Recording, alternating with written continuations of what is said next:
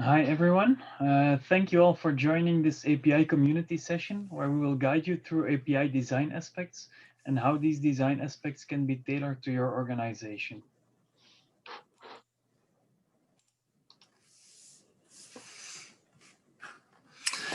Hi, I'm Dimitri van Kerkhoven, integration tech at Archers, and my main focus is on API design and integrate and architectural aspects that are related to API management. And I'm Matthias de Scheerder, Managing Partner and Integration Architect at Archers with a focus on API management. Together, we will tell you more about an API design approach that works for your organization. Now, before digging deeper into API design, we need to understand what is meant when we say API. API stands for Application Programming Interface, and it's a component that exposes well-described data and functionality. The data between provider and consumer of an API can be exposed in different formats. So they are really about exposing functionality and data through a uniform and multi-format interface. REST is the de facto standard when we are talking about APIs. That means APIs are resource-based and take into account RESTful principles. We can compare APIs to public methods in object orientation. They are aimed at exposing functionality outside of the application scope. Before going into details about API design, first let's take a look where API design can be positioned within an API program and what other aspects impact API design. At Archers, we have created an API program to get you started with API management. This program consists of 6 pillars. As you can see, we consider API design as an essential part to set up an end-to-end API program. However, the other pillars also have an impact on the API design choices you as an organization need to take.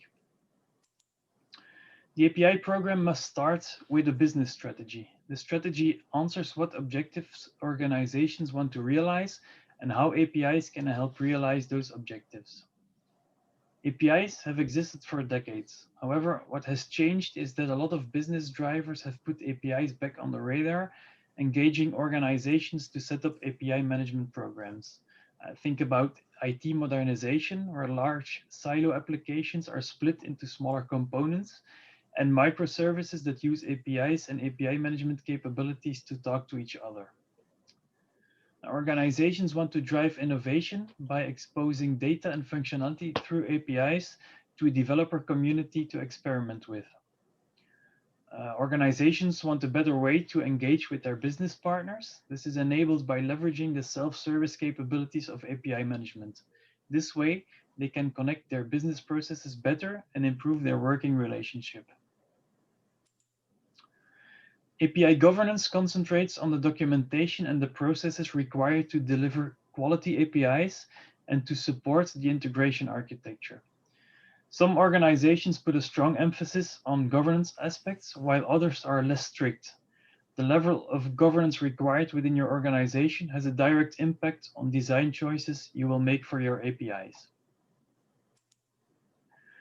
The platform pillar is all about technology and the technology capabilities or the platform that exposes and implements your APIs. Specific platform capabilities or missing capabilities can have a direct impact on the design choices you will make. The maturity of your organization has an impact, but what is even more important is that you know your organization's API consumers. So now that we know the importance of API design, the next step is to define your API design approach. How and where should you start, and what do you need to take into account? Dimitri can tell you all about that. Thank you, Matthias. What we often see when organizations are looking at API design and API design guidelines, let's say in more specific context, is that they are trying to follow the design approach of one of the big companies as they are often publicly available. However, these guidelines cover not all the aspects of API design, And we also believe at Archers that API design needs to be tailored to the needs of your organization. Important when you start looking at API design is that you have to listen to your own needs. What does that mean? You have to look at your organization maturity level. Yeah, it's not because Netflix does it that way that you are able to do it like that.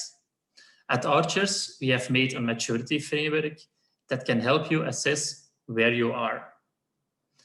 APIs that other organizations expose are probably targeting another kind of developer community than your organization does.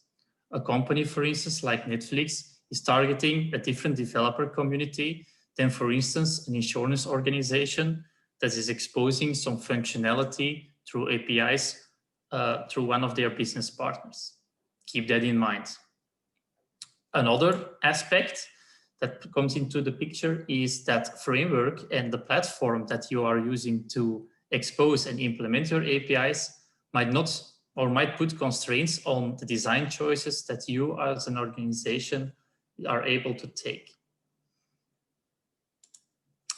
Your APIs on its own might be targeting another audience or consumers than other organization does. Other design aspects come in the picture when targeting business partners, for instance, instead of internal consumers. So, to summarize, there is no one-size-fits-all solution that can be applied to your organization. All those 4 different aspects need to be taken into account when looking at API design. Like we have discussed earlier, by knowing the consumers of your APIs, you are able to build APIs that your consumer base or developer base is willing to use, which is very important to foster adoption of your APIs. Although this means, for instance, that a messaging style like SOAP, for instance, can be used to build your APIs, we will in this session focus on design aspects that are relevant for REST APIs, as they can be seen as the de facto standard in today's API programs. At Archers, we believe that the following design aspects need to be taken into account when designing good APIs. The first one is that of the concept of resources. Resources can be seen as the heart of your API.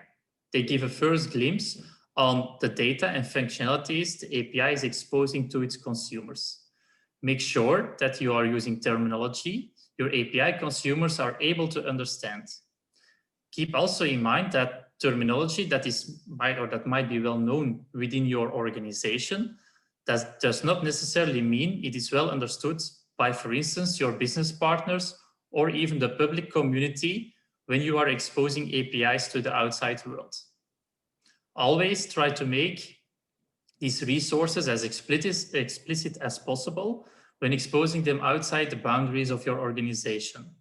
For example, suppose that you're having an organization that is selling banking or insurance products, and it has an API that is exposed towards business partners to calculate rates and, for instance, premiums for these products.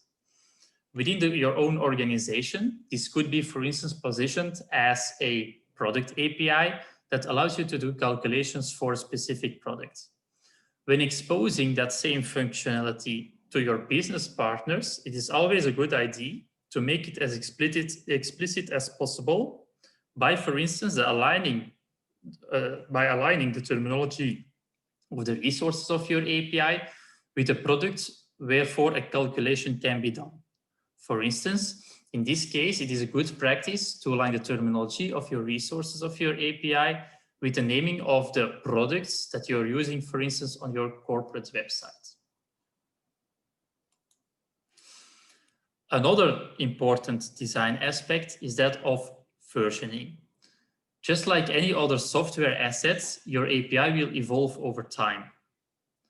That is why a versioning strategy needs to be chosen from the very beginning of your API program and when you are starting with the designing of your APIs.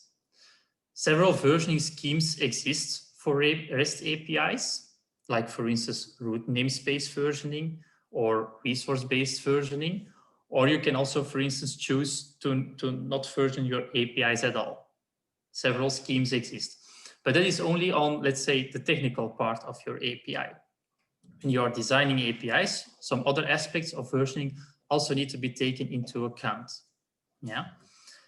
You need to think, for instance, about the number of APIs or the number of API versions that you want to keep running in parallel in a production environment, as well as a migration strategy to migrate consumers to a new version of your API. We believe, for instance, that no more than 2 major versions of an API must be kept live in a production environment. As soon as a 3rd version must be defined, consumers should be enforced to migrate to the latest version, just to make sure that you are able to reduce your operational costs for keeping too many versions alive. The migration strategy of your consumers, of course, also depends on the type of your consumers. Internal consumers are under your control, so it can be easier, for instance, to force them to migrate than you are able to do with, for instance, business partners, as long as they are willing to pay to use your API, for example. Of course, there are a lot of other aspects, API design aspects, that come into the picture when designing your APIs. We will here not go into further details for all of these different these design aspects, but we will give you them as, let's say, as a reference, so you can take a look at it. But we believe at Archers that all those other aspects, for instance, error handling and hypermedia, are also an important part of API design aspects. It does not mean that, of course, all those design aspects need to be taken into account or that they all need to be fulfilled to meet your organization's needs. As you can see, a lot of design aspects need to be taken into account when defining API design guidelines for your organization. Although examples can be found on the internet, our advice is to use them as an inspiration. That means make sure that you align them to the needs of your organization. Just don't copy-paste them, because they will not be aligned to what you actually need. Make sure that you also know your API consumers. Are all your consumers internal, and are they well known? What level of maturity has your developer community that is using your APIs? That is always playing an important role when designing your APIs. Also, try to cater to the maturity of your developer community. Don't put anything in your API design because you like it. No, what you need to do is think about what your developer community of your APIs like. When exposing APIs to an external community, either partners or the public community, beware that other rules must be applied.